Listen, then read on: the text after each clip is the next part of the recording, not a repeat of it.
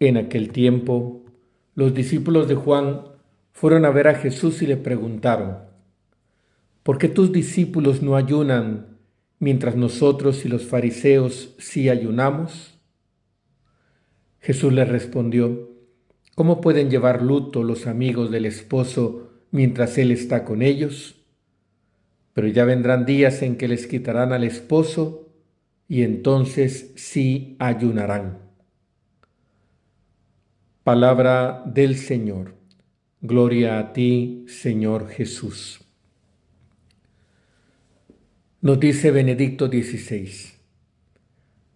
al comenzar la Cuaresma, un tiempo que constituye un camino de preparación espiritual más intenso, la Iglesia nos vuelve a proponer tres prácticas penitenciales a las que la tradición bíblica cristiana confiere un gran valor: la oración, el ayuno y la limosna, para disponernos a celebrar mejor la Pascua y de este modo hacer experiencia del poder de Dios que, como escucharemos en el pregón de la vigilia pascual, ahuyenta los pecados, lava las culpas, devuelve la inocencia a los caídos, la alegría a los tristes, expulsa el odio, trae la concordia, doblega a los poderosos.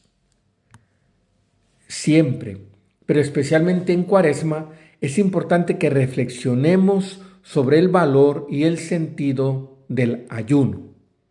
En efecto, la Cuaresma nos recuerda los 40 días de ayuno que el Señor vivió en el desierto antes de emprender su misión pública.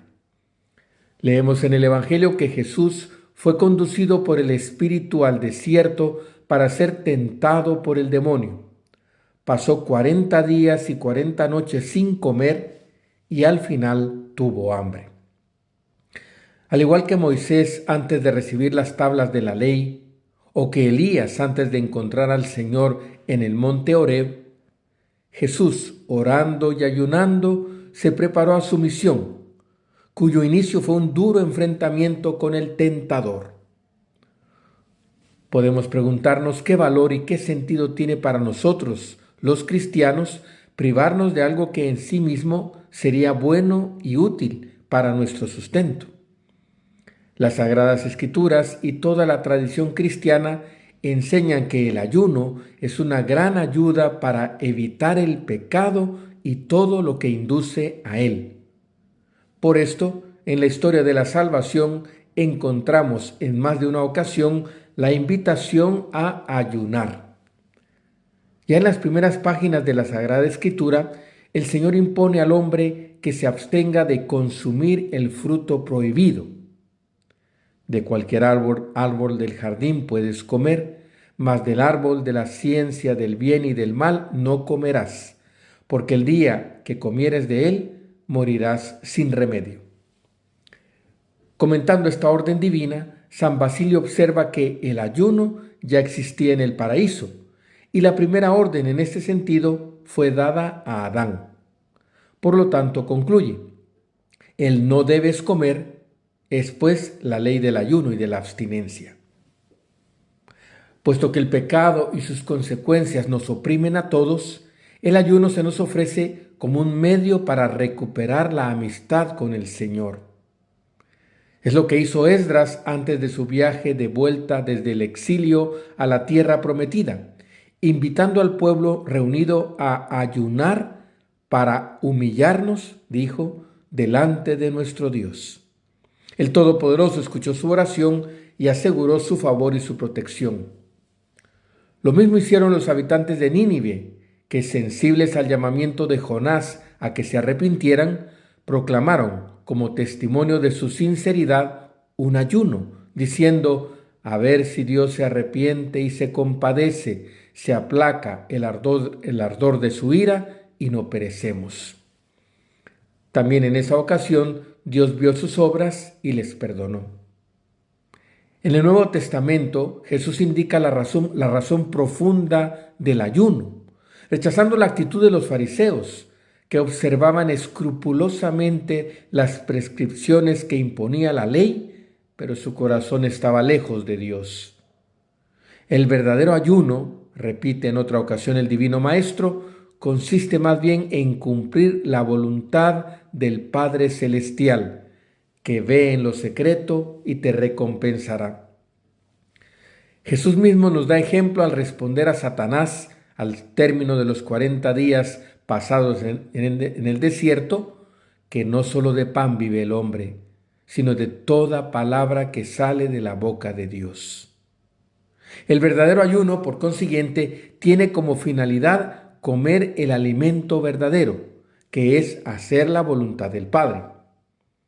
Si, por lo tanto, Adán desobedeció la orden del Señor de no comer del árbol de la ciencia del bien y del mal, con el ayuno el creyente desea someterse humildemente a Dios, confiando en su bondad y misericordia. La práctica del ayuno está muy presente en la primera comunidad cristiana, como vemos en varios pasajes del libro de los Hechos de los Apóstoles. También los padres de la Iglesia hablan de la fuerza del ayuno, capaz de frenar el pecado, reprimir los deseos del viejo Adán y abrir en el corazón del creyente el camino hacia Dios. El ayuno es además una práctica repetida y recomendada por los santos de todas las épocas. Escribe San Pedro Crisólogo: el ayuno es el alma de la oración y la misericordia es la vida del ayuno. Por tanto, quien ora, que ayune; quien ayuna, que se compadezca; que preste oídos a quien le suplica, aquel que al suplicar desea que se le oiga, pues Dios presta oído a quien no cierra los suyos al que le suplica. En nuestros días parece que la práctica del ayuno ha perdido un poco su valor espiritual y ha adquirido más bien, en una cultura marcada por la búsqueda del bienestar material, el valor de una medida terapéutica para el cuidado del propio cuerpo.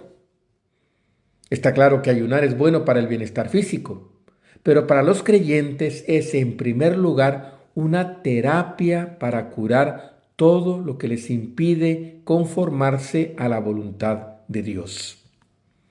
El Papa Pablo VI insistía en la necesidad de colocar el ayuno en el contexto de la llamada a todo cristiano a no vivir para sí mismo, sino para aquel que lo amó y se entregó por él, y a vivir también para los hermanos.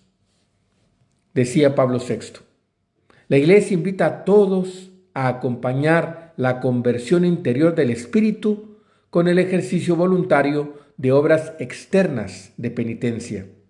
Ante todo, insiste en que se ejercite la virtud de la penitencia con la fidelidad perseverante a los deberes del propio Estado, con la aceptación de las dificultades procedentes del trabajo propio y de la convivencia humana, con el paciente sufrimiento de las pruebas de la vida terrena y de la inseguridad que la invade, que es causa de ansiedad.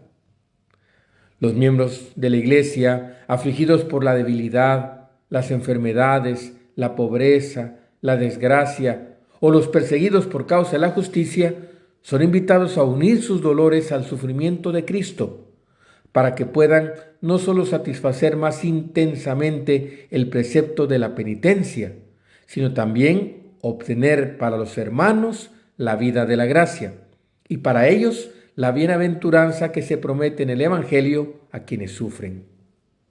La Iglesia invita a todos los cristianos indistintamente a responder al precepto divino de la penitencia con algún acto voluntario, además de las renuncias impuestas por el peso de la vida diaria.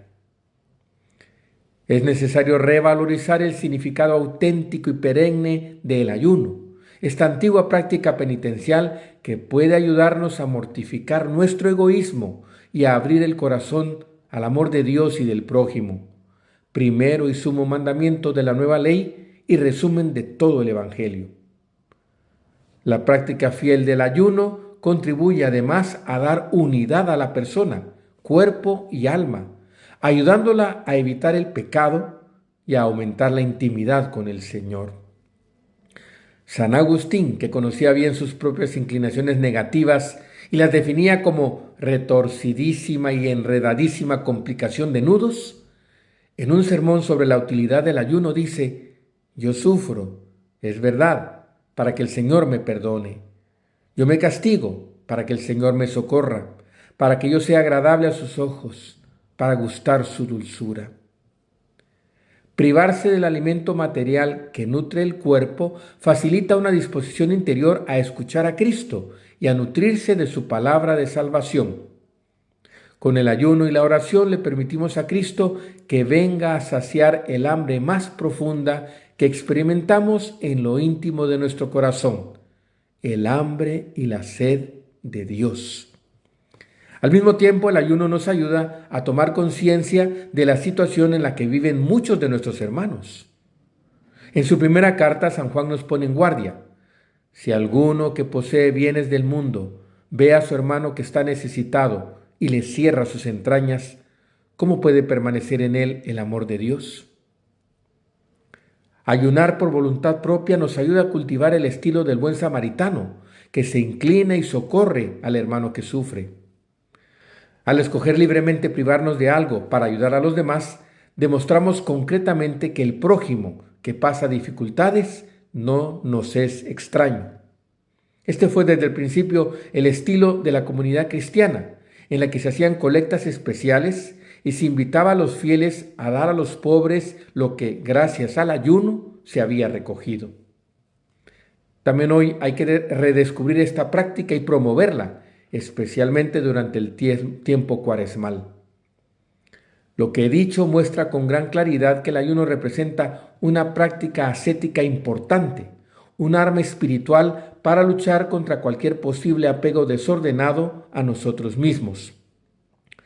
Privarnos por voluntad propia del placer del alimento y otros bienes materiales ayuda al discípulo de Cristo a controlar los apetitos de la naturaleza debilitada por el pecado original, cuyos efectos negativos afectan a toda la personalidad humana.